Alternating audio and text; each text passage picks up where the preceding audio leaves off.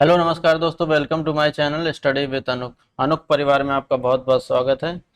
और आज हम लोग लेकर आ गए हैं, अभी तक हमने 3 लेक्चर जो देखे थे जिसमें 101,000 की जो सीरीज हमारी चल रही थी पॉलिटी के एमसीक्यू की, तो उसका जो थर्ड पार्ट आया है इसमें स्पेशली हमने फोकस किया हुआ है आपका डीपीएसपी वाला पार्ट आएगा और उसके बाद फंडामेंटल ड्यूटी वाला पार्ट इसमें ऐड होगा। फिर उसके बाद ऐसे ही धीरे धीरे हम बढ़ते जाएंगे जब तक आपको 15 अक्टूबर तक जब तक एग्ज़ाम होना है सारा, तब तक हम लोग पूरा कवर कर लेंगे। तो चलते हैं, आज की क्लास को स्टार्ट करते हैं। आज की क्लास का पहला क्वेश्चन देखते हैं। और तो ये पहला क्वेश्चन लिखा है आपके सामने, the purpose of inclusion of fundamental rights, the purpose of inclusion of directive principle of state policy in Indian constitution is to establish. यानी कि जो एम क्या है हमारा, जो डीपीएसपी है उसको रखने का, यानी directive principle of state policy को शॉर्ट में डीपीएसपी बोलते हैं। तो इसका ऑब्जेक्टिव क्या है, इसको मतलब ऐड करने का हमारे संविधान में। ठीक है, तो ऑप्शन दिया है आपको पॉलिटिकल डेमोक्रेसी, ऑप्शन बी है सोशल डेमोक्रेसी, ऑप्शन सी है Gandhian democracy and option D है आपका सोशल एंड इकोनॉमिक डेमोक्रेसी।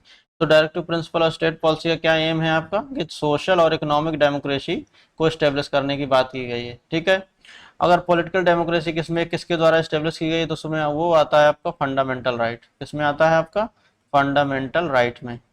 ठीक है, अगर यहीं पे डीपीएसपी की थोड़ी बात करें हम, तो डीपीएसपी आपके कितने इसमें प्रिंसिपल होते हैं, तो 3 प्रिंसिपल होते हैं। एक होता है लिबरल प्रिंसिपल,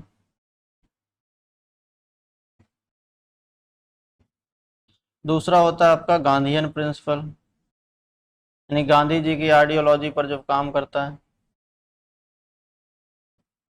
और एक थर्ड होता है आपका सोशलिज्म, सोशलिस्टिक प्रिंसिपल। ठीक है, तो इन 3 प्रिंसिपल पर वर्क करता है हमारा DPSP, directive principle of state policy. तो जो कभी कभी पूछता है कौन सा जो आपका आर्टिकल होगा वो गांधीयन प्रिंसिपल पर बेस्ड है, तो जैसे आपका आर्टिकल 40, आर्टिकल 48, ये जो आर्टिकल किसके अंदर है, कौन से प्रिंसिपल के अंदर आते हैं आपके गांधीयन प्रिंसिपल के। लिबरल जैसे मान लीजिए आर्टिकल 43A, क्या है इसमें पार्टिसिपेशन ऑफ वर्कर, तो ये हो गया, ये किसका पार्ट होगा आपका, ये सोशलिस्टिक का पार्ट है। और लिबरल में क्या आता है आपका आर्टिकल 39A है जिसमें फ्री लीगल एड की बात की गई है। तो ये जो पार्ट आएंगे अभी हम लोग इसमें आते जाएंगे, हम इसके बाद और डिटेल में देखते जाएंगे। ठीक है, सोशलिज्म में मतलब 43A आर्टिकल है जिसमें वर्कर्स को पार्टिसिपेशन किस में दिया गया, इंडस्ट्री के मैनेजमेंट में। तो ये सारी चीज़ें आएंगी। चलिए पढ़ते हैं हम लोग। तो सेकंड क्वेश्चन दिया है, विच one of the following, which one of the following is not, ये जरूर आप अंडरलाइन करिएगा, जरूर हर बार हम इसलिए हाईलाइट करते हैं इसको, not the objective of directive principle of state policy. यानी डीपीएसपी का कौन सा जो ऑब्जेक्टिव नहीं है। ऑप्शन ए दिया आपका to establish a welfare state, option B है आपका to ensure socio and economic justice, and option C दिया है to establish a religious state, and option C दिया है आपका to establish a secular state. तो कौन सा ऑब्जेक्टिव नहीं है, रिलीजियस स्टेट का कोई कॉन्सेप्ट हमारे यहाँ सोशलिज्म में नहीं है। ठीक है, यानी डीपीएसपी का ऑब्जेक्टिव नहीं है कि रिलीजियस स्टेट, जैसे इस्लामिक रिपब्लिक ऑफ पाकिस्तान है तो वहाँ का स्टेट रिलीजन है। इंडिया का कोई रिपब्लिक, कोई भी ऐसा रिलीजन नहीं है। तो इंडिया क्या नाम है, इंडिया रिपब्लिक ऑफ इंडिया। तो देखते हैं नेक्स्ट क्वेश्चन पर बढ़ते हैं हम लोग। विच of the following, which part of, third question है आपका, which part of the constitution of India describe the model of welfare state.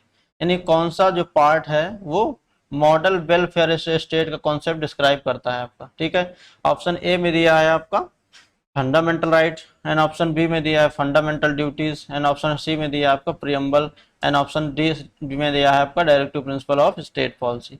तो जो मॉडल ऑफ वेलफेयर स्टेट का मॉडल कहाँ पे आता है, कौन से पार्ट में दिखाई देता है, डिस्क्राइब करता है, तो वो है आपका डीपीएसपी। अगर फंडामेंटल किसको डिस्क्राइब करता है, तो पॉलिटिकल डेमोक्रेसी को इंश्योर करता है। किसको इंश्योर करता है, पॉलिटिकल डेमोक्रेसी को इंश्योर करता है। ठीक है, अगर फंडामेंटल प्रियम्बल की बात करें तो प्रियम्बल क्या, बेसिक स्ट्रक्चर हमारा कॉन्स्टिट्यूशन का कहाँ से मिलता है, बेसिक स्ट्रक्चर डॉक्टर ने जो बताते गया है, तो ये इसका भी पार्ट है बेसिक स्ट्रक्चर का। और इसी को प्रियम्बल को क्या बोलते हैं, सोल ऑफ इंडियन कॉन्स्टिट्यूशन। ठीक है, सोल ऑफ इंडियन कॉन्स्टिट्यूशन।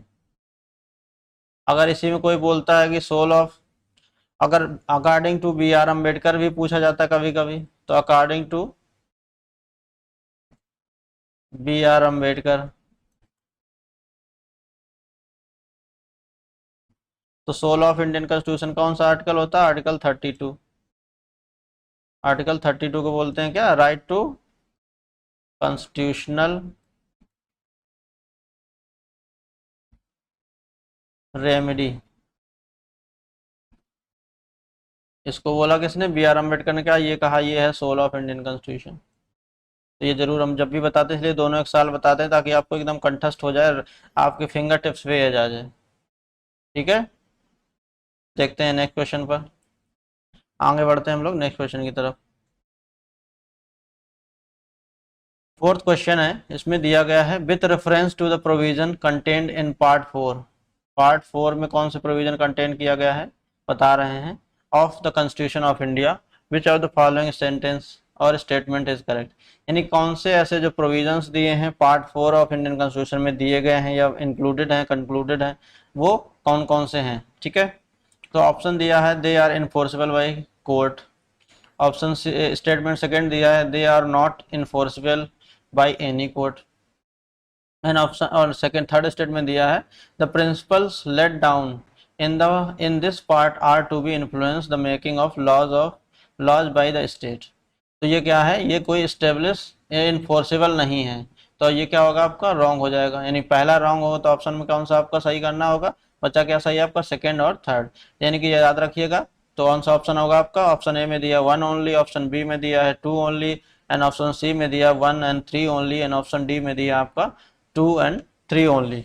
तो कौन सा आपका सही है? फर्स्ट रॉन्ग है, तो आपका ऑप्शन कौन सा सही है? 2 एंड 3 ओनली, यानी कि option D is the right answer. तो ये याद रखने वाली बात है कि जो डीपीएसपी है हमारा, ये क्या है? ऑब्लिगेशंस है बस, कि ऐसा करना चाहिए स्टेट को, ये कोई बाइंडिंग नहीं है। ठीक है, तो यानी कि नॉट बाइंडिंग नहीं होगा, यानी कि नॉट इनफोर्सिबल बोलेंगे।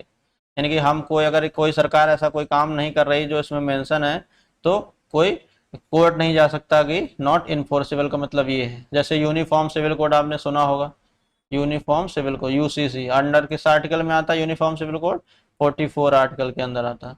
तो इसमें क्या है? ये मेंशन है हमारे डीपीएसपी में, लेकिन अभी तक भी इम्प्लीमेंट नहीं किया गया है। तो इसका मतलब तो ये नहीं कि ये अगर इन्फोर्सेबल होता, तो कोई अगर सुप्रीम कोर्ट या हाई कोर्ट किसी अथॉरिटी के पास जाता, तो ये गवर्नमेंट अगर सुप्रीम कोर्ट डिसाइड करता कि नहीं ये होना चाहिए, तो उनको करना पड़ता। ठीक है, तो इसलिए क्या ये नॉट इन्फोर्सिबल का मतलब ये है। ठीक है, नेक्स्ट क्वेश्चन की तरफ बढ़ते हैं हम लोग। The idea of India as a welfare state is founded. यानी कि जो India as a welfare state का आइडिया कहाँ से किस किस एरिया, मतलब संविधान के किस किस पार्ट से कैसे कह सकते हो आपको मिलता है। तो ऑप्शन ए में दिया है preamble of constitution, option B में दिया है आपका fundamental duties, and option C में दिया है आपका directive principle of state policy, and option D में दिया है आपका बोथ ए एंड सी। ठीक है, तो किस में मिलता है? इसमें भी मिलता है वेलफेयर का कॉन्सेप्ट, और इसमें भी मिलता है। यानी ऑप्शन बोथ क्या है? A and C is the right answer, option D is the right answer for this. क्योंकि आपने देखा होगा इसमें क्या बात करते हैं हम लोग?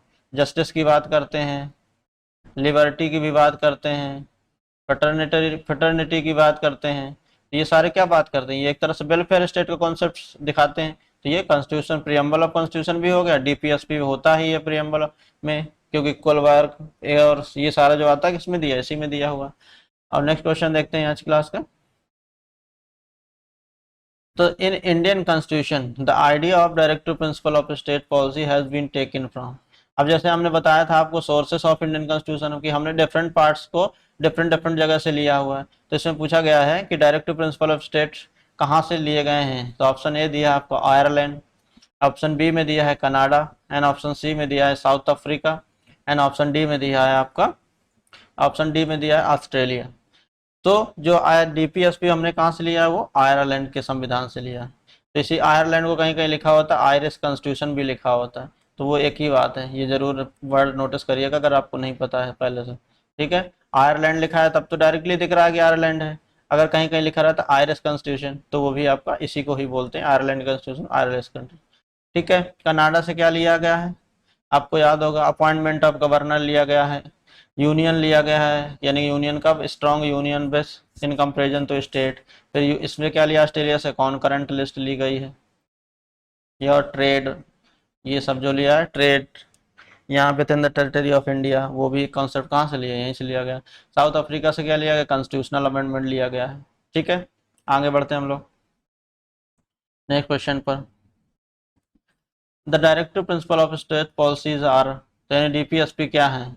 ऑप्शन ए दिया है जस्टिसेबल, ऑप्शन बी है नॉन जस्टिसेबल, ऑप्शन सी है fundamental rights, and option D है नॉन ऑफ द बीच। तो डीपीएसपी अभी बताया था हमने क्या है, ये नॉन जस्टिसेबल है। अगर फंडामेंटल राइट क्या है, क्या है ये जस्टिसेबल, यानी फंडामेंटल राइट अगर किसी के वायलेट होते हैं तो क्यों, वो क्या करता है, डायरेक्ट सुप्रीम कोर्ट या हाई कोर्ट जा सकता है, तो इसीलिए बोला जाता है कि ये क्या है, जस्टिसेबल है। ठीक है, और अगर इनका वायलेशन डीपीएसपी कोई भी जो प्रोविजंस है उनको एक्ट इम्प्लीमेंट नहीं किया जाता, तो कोई सुप्रीम कोर्ट या कहीं जाने की, अगर जाएगा तो उसकी कोई वैल्यू नहीं होगी, कहने का मतलब ये है आपका। ठीक है, नेक्स्ट क्वेश्चन पर बढ़ते हैं हम लोग। According to the constitution of India which of the following are the fundamental to the governance of the country, यानी कि एक जो इंडियन कॉन्स्टिट्यूशन के हिसाब से गवर्नमेंट को रन करने के लिए कौन सी चीजें फंडामेंटल है। ठीक है, ऑप्शन ए दिया है आपका फंडामेंटल राइट, ऑप्शन बी दिया है आपका fundamental duties, and option C दिया है डीपीएसपी, एंड ऑप्शन डी दिया है आपका fundamental right and fundamental duties. ठीक है, तो गवर्नमेंट के रन करने के लिए अब आप देखिए, अगर गवर्नमेंट है तो वो कैसी होनी चाहिए, आप सोचिए। तो एक वेलफेयर गवर्नमेंट होनी चाहिए, यानी कि सबके कल्याण की कामना होनी चाहिए, वेलफेयर स्टेट की कामना होनी चाहिए, यानी कि गवर्नमेंट भी इसी तरह की होनी चाहिए। तो वेलफेयर का कॉन्सेप्ट किस में दिया गया, आपके डीपीएसपी में दिया गया है।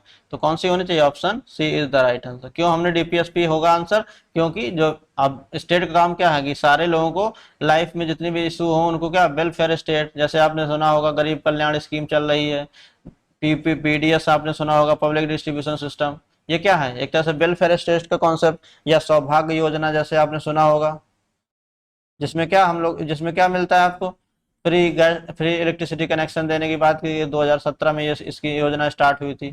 ठीक है, जैसे आपका डीपीएसपी हो गया, पीडीएस हो गया, सौभाग्य योजना हो गया, और सबसे फेमस जो अभी तक उज्ज्वला योजना का सुना नाम होगा, उज्ज्वला योजना। ठीक है, तो ये क्या है, ये वेलफेयर स्टेट कॉन्सेप्ट को ही तो प्रमोट कर रहे हैं। तो ये किसके पास, किसके अंदर आते हैं, किस कैटेगरी में आएंगे, आपके डीपीएसपी में आएंगे। ठीक है, बढ़ते हैं आगे हम लोग।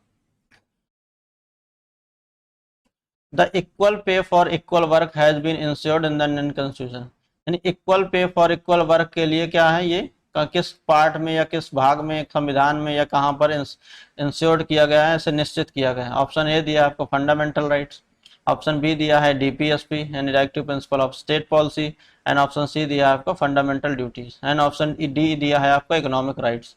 तो ये equal pay for equal work किस में दिया गया है, कॉन्सेप्ट किस में इंश्योर किया गया है, वो है आपका directive principle of state policy. ठीक है, आगे बढ़ते हैं हम लोग नेक्स्ट क्वेश्चन की तरफ।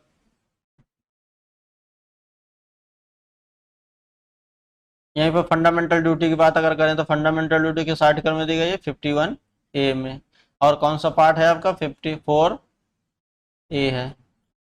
डीपीएसपी किस पार्ट में दिया गया आपका, तो किस पार्ट में दिया गया है, वो 4 पार्ट में। ठीक है, आगे बढ़ते हैं हम लोग नेक्स्ट क्वेश्चन की तरफ। विच of the following is not a fundamental right, इनमें से कौन सा जो फंडामेंटल राइट नहीं है। तो ऑप्शन दिया है ए में, क्या दिया है, right against exploitation, option B है equal pay for equal work, and option B C दिया है आपका equality before law, and option D है right to freedom of religion. तो आपको याद होगा हमने फंडामेंटल राइट के जो क्वेश्चन सारे कराए थे, तो राइट अगेंस्ट एक्सप्लॉयटेशन किस आर्टिकल में आता है आपका, बताएं भाई। आर्टिकल 23 से लेके कहाँ पर, 24 में आता है। ठीक है, इक्वल पे फॉर वर्क ये अलग, ये किस में आएगा, ये किसका पार्ट होगा आपका, तो ये है आपका डीपीएसपी है। इक्वलिटी बिफोर लॉ किस आर्टिकल में आता है, आर्टिकल 14 में आता है। Right to freedom of religion किस में आता है आपका, 25 से लेके कहाँ पर, 28 तक। जरूर कमेंट बॉक्स में फटाफट चेक कर टाइप करें कौन कौन से आते हैं। ठीक है, आगे हम लोग बढ़ते हैं नेक्स्ट क्वेश्चन की तरफ। इसमें दिया हुआ मैच लिस्ट के लिए सब्जेक्ट्स दिए गए हैं और उनके पार्ट्स ऑफ कॉन्स्टिट्यूशन दिए गए हैं। ठीक है, तो उनमें हमने कोड यहाँ पर दिए गए हैं, देखिए इसको। तो पहला लिखा है अबोलिशन ऑफ टाइटल, तो ये क्या है आपका फंडामेंटल राइट, आपको याद होगा किस पार्ट में आता है, ये पार्ट किसका पार्ट है, फंडामेंटल राइट, यानी अबोलिशन ऑफ टाइटल किस आर्टिकल के अंदर आता है, आर्टिकल 18। ठीक है, ऑप्शन दिया, सेकेंड ऑप्शन में दिया ऑर्गेनाइजेशन ऑफ विलेज पंचायत, ये किसका पार्ट है, डीपीएसपी में, ये किस आर्टिकल में आता है, आर्टिकल नंबर 40। फिर इसके बाद दिया है to provide the opportunity for education to the children और wards between 6 to 14 year of age, यानी कि जो बच्चे हैं उनको पढ़ने का मौका दिया जाता है, वो किस में आएगा आपको। ठीक है, तो 6 से 14 साल के लिए ये क्या एक फंडामेंटल ड्यूटी भी है हमारे पास है। ठीक है, नेक्स्ट क्या दिया है, India that is Bharat is a union of state, तो ये किस में दिया गया आपका, यूनियन एंड इट्स टेरिटरी, यानी कि पहले पार्ट का कॉन्सेप्ट है ये। ठीक है, तो ऑप्शन आप देखिए कौन सा सही है आपका, डी का कौन सा होगा आपका 1, डी का होगा 2, तो कौन सा आपका होगा, option B is the right answer, यानी कि पहले का 3 है और फिर बी का 1 है और सी का 4 है और डी का आपका 2 है। ठीक है, यानी कि 3 1 4 2 सारे के सारे। और अगर ये फंडामेंटल ड्यूटी में दिया गया है, ये 11th फंडामेंटल ड्यूटी है, ये कब ऐड हुई थी, 86 कॉन्स्टिट्यूशनल अमेंडमेंट के थ्रू ऐड की गई थी 2003 में। ठीक है, आगे बढ़ते हैं हम लोग नेक्स्ट क्वेश्चन की तरफ। Panchayati Raj system in India was laid down under the, यानी कि पंचायती राज का जो सिस्टम है वो किस में आता है, किसके अंदर आता है, लेट डाउन यानी किसके अंडर आता है। ठीक है, ऑप्शन दिया है आपको fundamental right, and option B दिया है fundamental duties, and option C दिया है DPSP and directive principle of state policy, and option C दिया है इलेक्शन कमीशन एक्ट। तो जो पंचायती राज किसके अभी बताया हमने किसके आता है, डीपीएसपी में आता है। पंचायती राज आपका कौन सी आर्टिकल में आता है आपका, तो आर्टिकल नंबर 40 में आता है पंचायती राज। ठीक है, अगर पंचायती राज जो किस पार्ट में आता है, अगर ऐसा पूछा जाता है, तो ये ऐड किससे किया गया था, पंचायत 73rd कॉन्स्टिट्यूशनल अमेंड आया था, कॉन्स्टिट्यूशनल अमेंडमेंट एक्ट कब आया था, ये 1992 में। किस में ऐड किया गया था, किस पार्ट में दिया गया पंचायती राज, तो ये किस में दिया, पार्ट 9 में दिया गया है आपका। ठीक है, ये जरूर याद रखिएगा। अगर डीपीएसपी में किस आर्टिकल में है, तो आपका आर्टिकल 40 है। ठीक है, आगे बढ़ते हैं हम लोग नेक्स्ट क्वेश्चन की तरफ। नेक्स्ट क्वेश्चन ये दिया हुआ आपका 13, इसमें क्या दिया है, विच one of the following is not correctly matched, यानी इसमें कौन सा करेक्टली मैच नहीं है। ठीक है, ये दिया हुआ है आपको not correctly matched. Option A में दिया है 39A equal justice and free legal aid, option A में दिया है। ऑप्शन बी में दिया आपका organisation of village panchayat, option B में सी में दिया आपका आर्टिकल 44 किसके लिए कहा गया है, uniform civil code, and option C जो डी है आपका आर्टिकल 48 जिसमें क्या दिया गया, separation of judiciary from executive. ठीक है, तो ये कौन सा आपका गलत है, पूछा गया कौन करेक्ट नहीं है, तो आपका ऑप्शन ए डी है आपका करेक्ट नहीं है। क्यों, 39 में क्या है होता है आपका equal justice and free legal add है, ये तो करेक्ट है। अभी जस्ट पहले बताया हमने क्या, डीपीएसपी में ही आर्टिकल 40 में क्या था, organisation of village panchayat.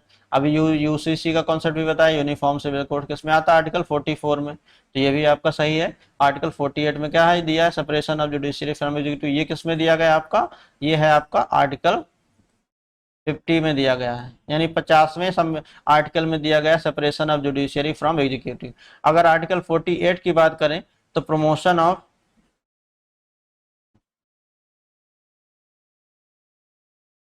Article अगर 48 की बात करें तो ये क्या है, प्रोटेक्शन ऑफ एनवायरमेंट है एंड एनिमल हस्बेंड्री। ठीक है, ये किसका कॉन्सेप्ट था, ये गांधीयन प्रिंसिपल का कॉन्सेप्ट है। ठीक है, चलते हैं आगे बढ़ते हैं हम लोग नेक्स्ट क्वेश्चन की तरफ। गिवन दो दिए गए हैं आपको, असर्शंस दिए गए हैं और रीजन दिया गया है। तो ऑप्शन ए पहले में असर्शन में क्या दिया गया, मनरेगा इज प्रोवाइडिंग, मनरेगा आपने सुना होगा महात्मा गांधी रोजगार guarantee national rural employment guarantee scheme बोलते हैं। ठीक है, MNREGA is providing employment at least 1 member, ठीक है, of eligible house hold for minimum कितने पीरियड, 100 डेज के लिए, एकदम करेक्ट लिखा हुआ है स्टेटमेंट आपका, यानी असर्शन आपका क्या है, करेक्ट है। ऑप्शन बी रीजन क्या दिया गया है, right to employment is enumerated in part third of the constitution. तभी हमने देखा कि राइट पार्ट थर्ड में नहीं है, ये किसमें है, पार्ट 4 में है। आर्टिकल कौन सा आपका 41। ठीक है, राइट टू वर्क का जो कॉन्सेप्ट किसमें दिया गया है, यानी राइट टू वर्क मतलब उसके अंदर ही क्या है, राइट टू एम्प्लॉयमेंट, तो किसमें दिया, आर्टिकल 41 में दिया गया है। तो ये क्या है आपका गलत दिया हुआ है। तो अब इसके हिसाब से सोचेंगे असर्शन क्या है आपका ट्रू है और रीजन क्या है फॉल्स है। तो किसमें ऐसा ऑप्शन दिया गया आपका, तो ऑप्शन सी में दिया हुआ है कि assertion is true and reason is but reason is false. तो ऑप्शन क्या होगा इसका, C is the right answer for this question. बढ़ते हैं नेक्स्ट क्वेश्चन की तरफ। इसमें क्या बोला गया है आपका, Which one of the following article of Directive Principle of State Policy यानी DPSP deals with the promotion of international peace। यानी कि जो DPSP है कौन सा, इंटरनेशनल पीस और प्रमोशन डील करने के लिए कौन सा आर्टिकल है आपका। तो ऑप्शन दिया है आपका ए, ऑप्शन ए में दिया आर्टिकल 51 एंड ऑप्शन बी में दिया है आपका आर्टिकल 48 एंड ऑप्शन सी में दिया है आपका, क्या दिया है आपका 40, ऑप्शन सी में दिया है 43A एंड ऑप्शन डी में दिया है आपका 41। क्या दिया आपका आर्टिकल 41। तो अभी हमने बताया कि डीपी जो आपका कौन सा इंटरनेशनल पीस और international promotion of international peace and security किसमें आता है, आर्टिकल 51 में। और 50 में क्या आता था, separation of judiciary from executive में आता था। ठीक है, अगर यही 41 जो हमारा दिया है 41 की हम बात करें तो इसमें क्या दिया गया आपका, राइट टू वर्क का कॉन्सेप्ट किसमें दिया गया, इसी में दिया गया है। अगर 43A की हम बात करते हैं उसमें क्या दिया गया आपका, participation of worker in management में। ठीक है, यानी कि जो वर्कर होंगे या लेबर्स होंगे उनको क्या करेंगे, इन द मैनेजमेंट ऑफ इंडस्ट्रीज के जो मैनेजमेंट है तो उसमें क्या है उनको पार्टिसिपेट कराना है। अगर यही 48 में क्या करेंगे, तो promotion of environment and safeguarding the promotion of environment and safeguarding the forest and wildlife 48 में दिया गया, 48A में दिया गया। ठीक है, आगे बढ़ते हैं नेक्स्ट क्वेश्चन की तरफ हम लोग। Which one of the following article directs state government to organize village panchayat. यानी किस आर्टिकल के तहत जो स्टेट गवर्नमेंट को डायरेक्ट किया जाता है कि वो विलेज पंचायत को कंस्टिट्यूट करे, ऑर्गेनाइज करे। ऑप्शन ए में दिया है आर्टिकल 32, ऑप्शन बी में है आपका आर्टिकल 40 एंड ऑप्शन सी में दिया है आपका आर्टिकल 48 एंड ऑप्शन डी में है आर्टिकल 51। तो ऑर्गेनाइजेशन ऑफ विलेज पंचायत किसमें आता है, आर्टिकल 40 में आता है। आर्टिकल 32 आपको याद होगा हमने बताया था, इसको क्या बोलते हैं, सोल ऑफ इंडियन कॉन्स्टिट्यूशन किसने कहा था, B.R. अम्बेडकर ने। इसको क्या बोलते हैं, राइट टू, ये फंडामेंटल राइट है, right to constitutional remedy.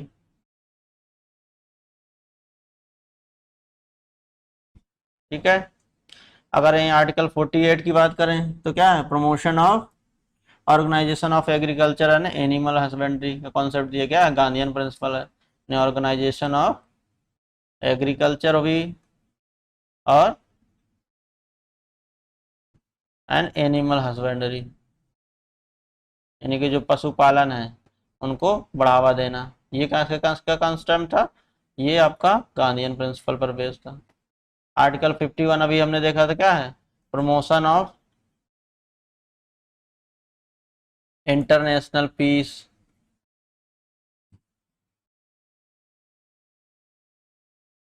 And security. आपको याद होगा ये उसमें किसमें आता है, डीप, अगर ये अपने आपको याद होगा SDG इंडेक्स का नाम सुना होगा, सस्टेनेबल डेवलपमेंट गोल कितने हैं आपके, 17 हैं। तो उसमें SDG इंडेक्स में भी कौन सा ये पार्ट आता है, तो ये कौन सा SDG इंडेक्स का पार्ट है, तो ये SDG इंडेक्स है आपका, SDG नंबर इंडेक्स का जो 16 नंबर है वो है आपका। ठीक है, कि पहले पीस और इंस्टीट्यूशन होंगे तभी पार्टिसिपेशन होगा। पार्टिसिपेशन किसमें है आपका 17 में है और 17 में क्या, पीस एंड सिक्योरिटी। आगे बढ़ते हैं हम लोग नेक्स्ट क्वेश्चन की तरफ देखते हैं। Which article of the constitution of India has provisions of participation of worker in management of industries. यानी कि जो वर्कर का पार्टिसिपेशन है मैनेजमेंट ऑफ इंडस्ट्री में कहाँ, किस आर्टिकल के अंडर ऐसा मेंशन किया गया है, दिया गया है। ऑप्शन ए दिया है आपका आर्टिकल 43। ठीक है, ऑप्शन बी दिया है article 43A and option C में दिया है आर्टिकल 45 एंड ऑप्शन डी में दिया है आर्टिकल 47। तो जो लेबर का पार्टिसिपेशन या वर्कर का पार्टिसिपेशन है मैनेजमेंट इंडस्ट्री में किसमें आता है, किसके अंदर आता है, आर्टिकल 43A में आता है। ठीक है, अगर आर्टिकल 43 की बात करते हैं तो 43 में क्या दिया हुआ है आपका, लिविंग वेज का कॉन्सेप्ट दिया गया है, यानी कि इसमें क्या मिनिमम वेज का कॉन्सेप्ट है, मिनिमम वेज कहिए या लिविंग वेज का कॉन्सेप्ट किसमें दिया, आर्टिकल 43 में, कि इससे कम में कोई काम नहीं करा सकता, मिनिमम वेज और लिविंग वेज का कॉन्सेप्ट जो दिया गया है। आर्टिकल 45 जो है हमारा, जैसे आपको याद होगा जो डीपी जो हमारे फंडामेंटल राइट है आर्टिकल 21A, जो राइट टू एजुकेशन का कॉन्सेप्ट पहले कहाँ पर दिया हुआ था, तो वो यहाँ पर दिया हुआ था, किस आर्टिकल में दिया था, 45 में। ठीक है, तो वही प्रोविजन को क्या है, अब पहले क्या था 6 to 14 ईयर होता था इस वाले में, अब इसमें क्या कर दिया गया है कि 0 से 6 ईयर की बात करते हैं। मतलब पूरा अगर सेंटेंस वाइज क्या होगा तो बोलें तो प्रोविजन फॉर अर्ली चाइल्डहुड क्या है, यानी कि provision for early childhood care sorry, यानी एज कहाँ से कहाँ तक होगी, अप टू 0 to 6। पहले यही में क्या था आपका 6 to 14 होता था, अब वो 6 to 14 किस में शिफ्ट हो गया, आपको आपका आर्टिकल 21A में, जो डी फंडामेंटल राइट बन गया, राइट टू एजुकेशन वाला। अगर यहाँ 47 की अगर बात करें आर्टिकल, तो ये क्या है, प्रोवाइड करता क्या, इंटॉक्सिकेंट का यूज, यानी कि प्रोहिबिशन फॉर इंटॉक्सिकेंट।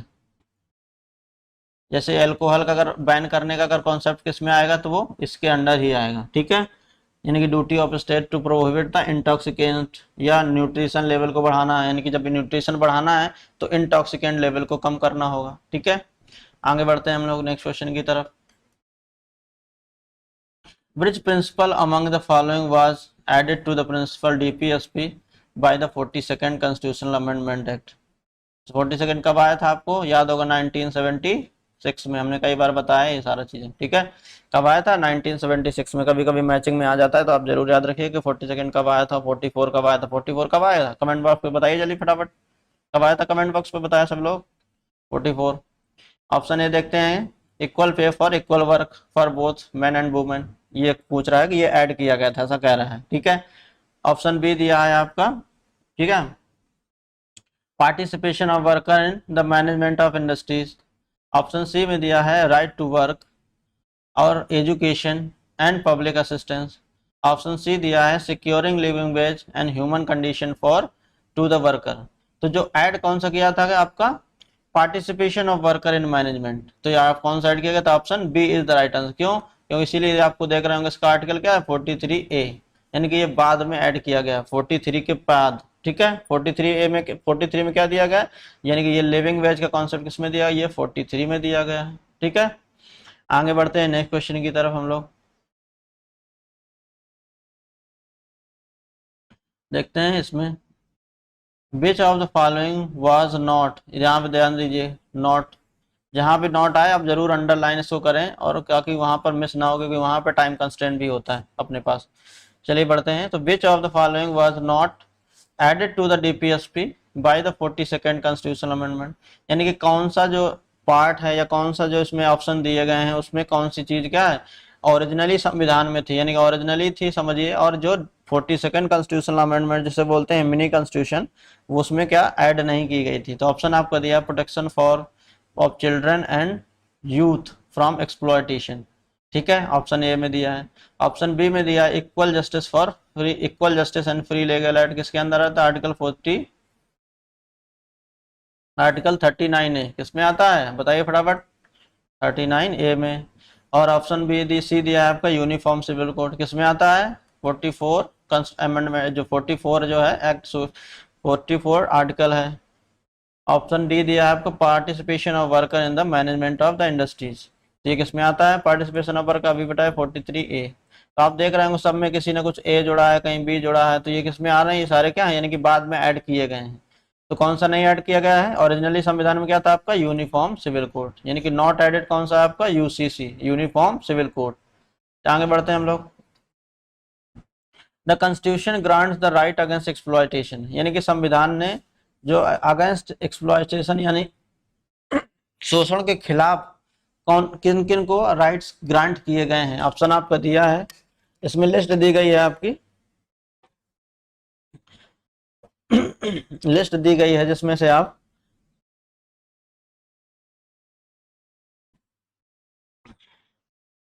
एक लिस्ट में दिया गया, पहला आपका चिल्ड्रन है, दूसरा है आपका वुमेन, तीसरा है ट्राइबल एंड चौथा है आपका दलित। तो इसमें दिया है कोड किस किस को राइट्स दिए गए हैं एक्सप्लॉइटेशन के खिलाफ, ठीक है। तो ऑप्शन देख रहे हैं, ऑप्शन में दिया है आपका, ऑप्शन ए में दिया है 1 and 2 only, and option B में दिया है 1 and 3 only, and option C में दिया है 1, 2 and 3 only, and option D में दिया आपका 2, 3 and 4 ओनली। तो कौन सा आपका चिल्ड्रंस के लिए भी दिया गया स्पेशल राइट्स, वुमेन के लिए भी दिया गया और ट्राइबल्स के लिए दिया गया। तो कोई दलित ऐसा कोई उसमें वर्ड यूज हुआ नहीं अपने संविधान में, इसलिए ऐसा कोई कॉन्सेप्ट है नहीं, ठीक है। तो ऑप्शन किसको दिया, 1, 2 and 3, यानी ऑप्शन क्या होगा आपका, C is the right answer for this question. Next question की तरफ बढ़ते हैं हम लोग। Which one of the following is not DPSP, यानी directive principle of state policy नहीं है, यानी कि डीपीएसपी के अंडर नहीं आए, ठीक है, ऐसा मतलब समझिए आप। अभी लिखा ऑप्शन ए में दिया है prohibition of consumption of intoxicant intoxicating drinks, किसमें आता है आपको बताया था, आर्टिकल 47 में। फिर देखिए आपका prohibition of slaughter of cow and calves, ठीक, इसमें आएगा आपका आर्टिकल 48 ए में, एनिमल हस्बेंड्री का जो कॉन्सेप्ट दिया गया है आपको, ठीक है। नेक्स्ट क्या दिया है, protection and improvement of environment, ये किसमें आएगा आपका, आर्टिकल 48 ए में आता है, ठीक है। ऑप्शन डी में क्या दिया है आपका, free education for children up to the age of, यहाँ पर 16 लिखा हुआ है, तो ये अप टू जैसे 16 नहीं, कितना एज है, 14 एज ईयर्स तक बात करी गई है। तो कौन सा सही नहीं है आपका, ये है आपका डीपीएसपी में कौन सा नहीं है आपका, ये option D is the right answer, क्योंकि नॉट पूछा गया है, बाकी सारे किसमें आते हैं आपके, ये डीपीएसपी में ही आते हैं। आगे बढ़ते हैं हम लोग next. In which of the following the provisions for the protection and improvement of environment and safeguarding of forest and wildlife are found in the constitution of India, यानी कि कौन जो प्रोविजन है, कौन कौन से provision, protection of and improvement of environment, यानी कि एनवायरनमेंट जो वातावरण संरक्षण है और उसका इम्प्रूवमेंट भी करना है, कंजर्व भी करना है, और सेफ गार्डिंग करना है, यानी कि बचाना भी है फॉरेस्ट को एंड वाइल्ड लाइफ को भी। तो वो किसमें दिया गया है आपका, ऑप्शन दिया है ओनली इन डीपीएसपी दिया गया है ऑप्शन ए में, ऑप्शन बी में दिया है only in fundamental duty, and option C में दिया both A and B, and option D में दिया है नॉन ऑफ द। तो ये किसमें दिया गया, प्रोटेक्शन करना है एनवायरनमेंट का भी, इम्प्रूवमेंट भी करना है, वाइल्ड लाइफ का प्रोटेक्शन करना है, फॉरेस्ट कंजर्व करने हैं, तो किसमें दिया गया, ऑप्शन दोनों में ही दिए गए हैं ये प्रोविजन, यानी हमारी ड्यूटी भी है और प्लस स्टेट की भी ड्यूटी दी गई है। तो कौन सा ऑप्शन होगा आपका, option C is the right answer for this question. चलते हैं नेक्स्ट क्वेश्चन की तरफ। ऑप्शन दिया है, इसमें दिया है नेक्स्ट क्वेश्चन में, the constitution is silent in directive principle of state policy, यानी कि जो संविधान है किसके बारे में साइलेंट है, यानी कुछ नहीं कहा गया है। ऑप्शन ए दिया है अडल्ट एजुकेशन, ऑप्शन बी में दिया है लिविंग वेज फॉर वर्कर, इसमें तो बोला गया किस आर्टिकल में बोला गया, 43 में। Free legal aid to poor, ये भी बोला गया किसमें दिया है, आर्टिकल 39 ए, इसमें बोला गया है 39 ए में। फिर उसके बाद क्या दिया है, primary education to the children they completes of the age of 6 year, यानी कि प्राइमरी एजुकेशन देना है कब, जब वहाँ पर वो 6 साल कंप्लीट कर लें, तो किसमें होंगे, ये भी दिया आर्टिकल 45 में।